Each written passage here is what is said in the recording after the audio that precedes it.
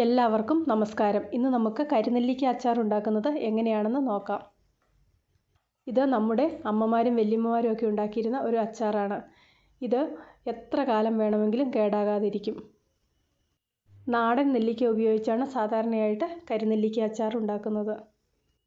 പണ്ടൊക്കെ എല്ലാ വീടുകളിലും തന്നെ നെല്ലിമരവും നെല്ലിക്കായും ഒക്കെ ഉണ്ടായിരുന്നു. ആ ഒരു സമയത്ത് ഉണ്ടാക്കിയിരുന്ന അച്ചാറാണ് ഇത്. ഇതിനി എങ്ങനെയാണ് ഉണ്ടാക്കുന്നതെന്ന് നോക്കാം. ആദ്യം തന്നെ ഇതിനു വേണ്ടിയിട്ട് വേണ്ടത് ഒരു പുതിയ മൺകലമാണ്. സാധാരണയായിട്ട് ഇത് പുതിയ മൺകലത്തിലാണ് ഉണ്ടാക്കുന്നത്.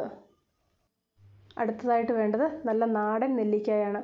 നാടൻ നെല്ലിക്ക കൊണ്ടുണ്ടാക്കുന്നതാണ് നല്ലത്. നമ്മൾ സാധാരണയായിട്ട് കടയിൽ നിന്ന് നമുക്ക് ഇതുപോലെയുള്ള വലിയ നെല്ലിക്കയാണ് മേടിക്കാൻ കിട്ടുന്നത്. അതുകൊണ്ടുണ്ടാക്കിയിട്ടുണ്ടെങ്കിൽ ഇത് അലിഞ്ഞു പോകും. നാടൻ നെല്ലിക്കയും കൊണ്ടുണ്ടാക്കുകയാണെങ്കിൽ അത് ആ കറക്റ്റ് പാകത്തിന് കിട്ടും. ഗുണവും കൂടുതൽ നാടൻ നെല്ലിക്കയ്ക്കാണ്. അഥവാ നാടൻ നെല്ലിക്ക കിട്ടിയില്ലെങ്കിൽ ഇതുപോലെയുള്ള നെല്ലിക്ക ഉപയോഗിച്ചിട്ടും ഉണ്ടാക്കാം.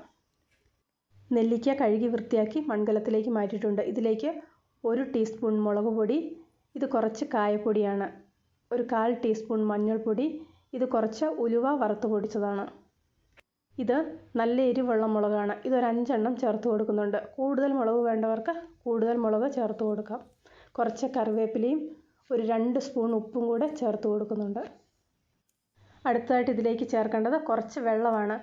ഈ നെല്ലിക്കയുടെ നെകക്കെ വരുന്ന രീതിയിൽ വെള്ളം ഒഴിച്ചു കൊടുക്കണം. ഏകദേശം നെല്ലിക്ക മുങ്ങുന്ന രീതിയിൽ വെള്ളം ഒഴിച്ചു കൊടുത്തിട്ടുണ്ട്. ഇതൊന്ന് ചെറുതായിട്ടൊന്ന് ഇളക്കി കൊടുക്കാം. 7 ദിവസം മുതൽ 15 ദിവസം വരെയാണ് സാധാരണയായിട്ട് നെല്ലിക്ക കറുപ്പിച്ചെടുക്കാൻ വേണ്ടി വേണ്ടത്. ഒരു 5 ദിവസമൊക്കെ ആകുമ്പോഴേക്ക് നെല്ലിക്ക ചെറുതായിട്ട് കറുത്ത് വരാൻ തുടങ്ങും. കൂട്ടുകളെല്ലാം ചേർത്തതിന് ശേഷം അടുപ്പത്ത് വെച്ചിതൊന്ന് തിളപ്പിച്ചെടുക്കണം. എല്ലാ ദിവസവും ഇതുപോലെ ഒന്ന് തിളപ്പിച്ച് കൊടുക്കണം. തിളച്ച് വരാൻ തുടങ്ങുമ്പോൾ തന്നെ തീ ഒന്ന് ഓഫ് ചെയ്ത് കൊടുക്കുന്നുണ്ട്. ഇതിപ്പോൾ കണ്ടോ, ചെറുതായിട്ട് ആവിയൊക്കെ വന്ന് തിളച്ച് വരാൻ തുടങ്ങിയിട്ടുണ്ട്. ഇനി നമുക്ക് തീ ഒന്ന് ഓഫ് ചെയ്ത് കൊടുക്കാം. അതിനുശേഷം ഇത് മൂടി വെക്കണം. ഒരിക്കലും അടപ്പ് വെച്ച് ഇത് മൂടി വയ്ക്കരുത്. ഒരു വാഴയുടെ ഇല വെച്ചിട്ട് വേണം ഇത് മൂടി വയ്ക്കാൻ. വാഴയില എടുക്കുമ്പോൾ കുറച്ചൊരു വലിപ്പമുള്ള വാഴയില വേണം എടുക്കാൻ. ഓരോ ദിവസവും ഇത് ചുരുങ്ങി വരും. അതിന് കണക്കാക്കിയിട്ട് വേണം വാഴയില എടുക്കാൻ. അടുത്ത ദിവസം ഇതേ സമയമാകുമ്പോൾ ഇത് ഒന്നും കൂടി ഒന്ന് ചൂടാക്കി കൊടുക്കണം. ഇതിപ്പോൾ പിറ്റേ ദിവസമായിട്ടുണ്ട്. എല്ലാ ദിവസവും ഇതുപോലെ ചൂടാക്കി കൊടുക്കാം. ഞാനിവിടെ സാധാരണ പച്ചമുളകാണ് ഉപയോഗിച്ചിരിക്കുന്നത്. കാന്താരിമുളക് ഉപയോഗിക്കുന്നതാണ് കൂടുതൽ നല്ലത്. ഈ ഒരു സ്റ്റേജിൽ തന്നെ ഇത് കൂട്ടാൻ വേണ്ടി നല്ല ടേസ്റ്റാണ്. ഓരോ ദിവസവും വറ്റി വരുമ്പോഴേക്ക് ഇതിൻ്റെ ടേസ്റ്റ് ഒന്നും കൂടെ കൂടും. ആ നെല്ലിക്കായിലെ ഈ ടേസ്റ്റ് എല്ലാം കൂടെ നന്നായിട്ട് പിടിച്ചു വരും. ഇപ്പോൾ 5 ദിവസമായ അവസ്ഥയാണ്. ഇത് നെല്ലിക്ക കറക്കാൻ തുടങ്ങിയിട്ടില്ല. വെള്ളമൊക്കെ ഒരുവിധം വറ്റി വരാൻ തുടങ്ങിയിട്ടുണ്ട്. ഇതൊന്ന് നല്ലവണ്ണം ഇതുപോലെ ഒന്ന് കുടഞ്ഞു കൊടുക്കാം. അതിനുശേഷം ഒന്ന് ചൂടാക്കി വെക്കാം. നെല്ലിക്ക ഒന്ന് മുഴുവനായിട്ട് ചൂടായി കിട്ടിയതിന് ശേഷം വാഴയില വെച്ച് ഇതൊന്ന് അടച്ചു വെക്കാം. വാഴയില വെച്ച് അടച്ചതിന് ശേഷം ഇതിൻ്റെ ചൂട് നന്നായിട്ട് മാറിക്കഴിയുമ്പോൾ വേണമെങ്കിൽ വേറൊരടപ്പ് വെച്ച് അടച്ചു വെക്കാം. ചൂടോടുകൂടെ ഒരിക്കലും അടപ്പ് വെച്ച് അടയ്ക്കരുത്. ഇതിപ്പോൾ 6-ാം ദിവസമാണ്. 6-ാം ദിവസം ആയപ്പോഴാണ് ഞാൻ ഈ ഇട്ടിരിക്കുന്ന നെല്ലിക്ക കറുത്ത് വരാൻ തുടങ്ങിയത്. ഓരോരുത്തരും ചെയ്യുന്നതിൻ്റെ രീതിയും ഉപയോഗിക്കുന്ന നെല്ലിക്കയുടെയും വ്യത്യാസം അനുസരിച്ച് കറക്കുന്നതിൻ്റെ സമയം കുറച്ച് അങ്ങോട്ടോ ഇങ്ങോട്ടോ മാറാം.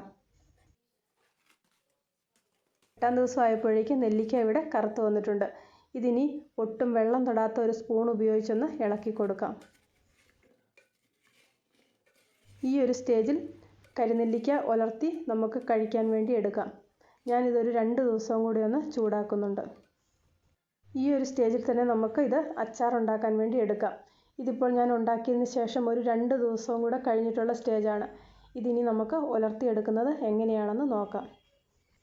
കരിനെല്ലിക്ക ഉലർത്താൻ വേണ്ടി ഇവിടെ ഒരു 3 ടേബിൾ സ്പൂൺ ഇഞ്ചി ചതച്ചത്, 2 ടേബിൾ സ്പൂൺ വെളുത്തുള്ളി ചതച്ചത്, കുറച്ച് കറിവേപ്പില ഇവ എടുത്തിട്ടുണ്ട്. ഇനി ഇതിലേക്ക് വേണ്ടത് കുറച്ച് എള്ളെണ്ണയാണ്. വെളിച്ചെണ്ണ ഉപയോഗിച്ചിട്ടുണ്ടെങ്കിൽ ഇത് പെട്ടെന്ന് കേടായി പോകും. അതുകൊണ്ടാണ് എള്ളെണ്ണ ഉപയോഗിച്ചത് വഴറ്റുന്നത്. ഇവിടെ ഒരു പാനിലേക്ക് കുറച്ച് എള്ളെണ്ണ ഒഴിച്ചു കൊടുക്കുന്നുണ്ട്. ഇതിലേക്ക് കുറച്ച് ഉലുവായും കടുകും കൂടി ഇട്ട് പൊട്ടിക്കുന്നുണ്ട്. ആദ്യം എണ്ണ ചൂടാകുമ്പോൾ ഉലുവ ചേർത്ത് കൊടുക്കാം. ഇതുപോലെയൊക്കെയുള്ള അച്ചാർ ഉണ്ടാക്കുമ്പോൾ കുറച്ച് എണ്ണയും ഉപ്പും ഒക്കെ കൂടുതൽ ചേർക്കണമെങ്കിൽ മാത്രമേ നല്ല ടേസ്റ്റും കുറേ കാലം കേടാകാതെ ഇരിക്കുകയുള്ളൂ. ഉലുവ മൂത്ത് വരാൻ തുടങ്ങുമ്പോൾ തന്നെ ഇതിലേക്ക് കടുക് ചേർത്ത് കൊടുത്തിട്ടുണ്ട്. കടുക് ഇവിടെ പൊട്ടി വരാൻ തുടങ്ങിയിട്ടുണ്ട്. ഇനി ഇതിലേക്ക് ചതച്ച് വെച്ചിരിക്കുന്ന ഇഞ്ചി ചേർത്ത് കൊടുക്കാം. ഇഞ്ചി ചേർത്ത ഉടനെ തന്നെ വെളുത്തുള്ളി ചതച്ചതും ചേർത്ത് കൊടുക്കാം. ഇഞ്ചി ചതച്ചതും വെളുത്തുള്ളിയും ചേർത്തതിന് ശേഷം ഒരു മിനിറ്റ് കഴിയുമ്പോൾ ഇതിലേക്ക് കറിവേപ്പിലയും കൂടെ ചേർത്ത് കൊടുക്കാം. ചേർത്തിരുന്ന കൂട്ടുകളെല്ലാം ഇവിടെ മൂത്ത് വന്നിട്ടുണ്ട്. ഇനി തീ ഒന്ന് ഓഫ് ചെയ്ത് കൊടുക്കാം. തീ ഓഫ് ചെയ്തതിന് ശേഷം വേണം പൊടികൾ ചേർത്ത് കൊടുക്കാൻ. 1 സ്പൂൺ എരിവുള്ള മുളക് പൊടിയും കുറച്ച് മഞ്ഞൾപ്പൊടിയും കൂടെ ചേർത്ത് കൊടുത്തിട്ടുണ്ട്.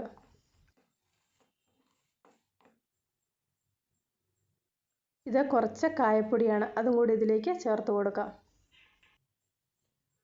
കരിനെല്ലിക്ക ഉലർത്തുന്നതിന് വേണ്ട ചേരുവകളെല്ലാം ചേർത്ത് കൊടുത്തിട്ടുണ്ട്. ഇനി ഇതിലേക്ക് കറപ്പിച്ച് വെച്ചിരിക്കുന്ന നെല്ലിക്ക ചേർത്ത് കൊടുക്കാം. ഇതിനി നന്നായിട്ടൊന്ന് ഇളക്കി യോജിപ്പിക്കാം. ഇതുപോലെ അച്ചാർ ഉണ്ടാക്കി വെച്ചിട്ടുണ്ടെങ്കിൽ എത്ര വർഷം വേണമെങ്കിലും കേടാകാതെ ഇരിക്കും. ഇതുപോലെയൊക്കെയുള്ള അച്ചാർ ഉണ്ടാക്കി വെച്ചിട്ടുണ്ടെങ്കിൽ അത് തീരുന്നതാണ് അതിൻ്റെ ഒരു കാലാവധി. 2-3 ദിവസമൊക്കെ ആകുമ്പോഴേക്ക് ഈ കൂട്ടുകളൊക്കെ നന്നായിട്ട് സെറ്റായിട്ട് കിട്ടും. ഒരു 2-3 ദിവസം കഴിയുമ്പോൾ തന്നെ നമുക്കിത് കൂട്ടാൻ തുടങ്ങാം. ഇതുപോലെ ഉണ്ടാക്കി വെച്ചിട്ടുണ്ടെങ്കിൽ എത്ര കാലം വേണമെങ്കിലും കേടാകാതെ ഇരിക്കും. ഇതിന് മുകളിലായിട്ട് ഞാൻ കുറച്ച് കുരുമുളക് പൊടിയും കൂടെ ചേർത്ത് കൊടുക്കുന്നുണ്ട്. ഇഷ്ടമുള്ളവർ മാത്രം അങ്ങനെ ചേർത്ത് കൊടുത്താൽ മതി. കുരുമുളക് പൊടിയും കൂടെ ചേർക്കുമ്പോൾ ഒന്നും കൂടി ഒന്ന് ടേസ്റ്റ് കൂടും. ഇന്നത്തെ ഈ കരിനെല്ലിക്കയുടെ റെസിപ്പി എല്ലാവർക്കും ഇഷ്ടപ്പെട്ടെന്ന് വിശ്വസിക്കുന്നു. ഇഷ്ടപ്പെട്ടെങ്കിൽ ലൈക്ക് ചെയ്യണം, ഷെയർ ചെയ്യണം. കൂട്ടത്തിൽ ചാനൽ സബ്സ്ക്രൈബ് ചെയ്യാത്തവർ ആരെങ്കിലും ഉണ്ടെങ്കിൽ സബ്സ്ക്രൈബ് ചെയ്യാനും മറക്കണ്ട.